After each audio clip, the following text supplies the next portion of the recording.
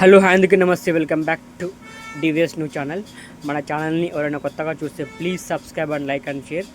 మన ఛానల్లో తెలంగాణ సంబంధించిన న్యూస్ నేను అప్డేట్ ఇస్తూ ఉంటాను. ఈరోజు వీడియో ఏంటంటే ఆల్రెడీ మీకు తమిళ చూస్తే అర్థమైంది అనుకుంటా. తెలంగాణలో అయితే కొత్త రేషన్ కార్డు అయితే శాంక్షన్ అవుతున్నాయి. మీలో ఎవరికైతే ఇంకా కొత్త రేషన్ కార్డు రాలేదో వాళ్ళు మీరు మీ సేవకి వెళ్ళి అప్లికేషన్ పెట్టుకోండి. అంతే. ఇంతకుముందు ఎన్ని అప్లికేషన్ పెట్టుకున్నా అండ్ ఇంతకుముందు మీరు ఆన్లైన్లో పెట్టుకోకపోతే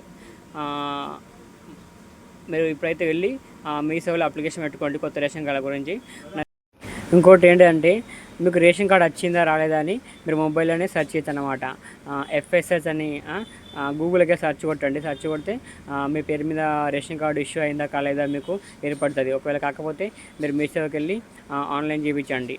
చేయించినాక ఒక 1 మంత్ లోపలే వస్తాయన్నమాట రేషన్ కార్డు. ఎందుకంటే ఇప్పుడు గవర్నమెంట్ అయితే రేషన్ కార్డు తొందర అంటే ఆన్లైన్ చేస్తుంది, రేషన్ కార్డు ఇష్యూ చేస్తుంది అన్నమాట.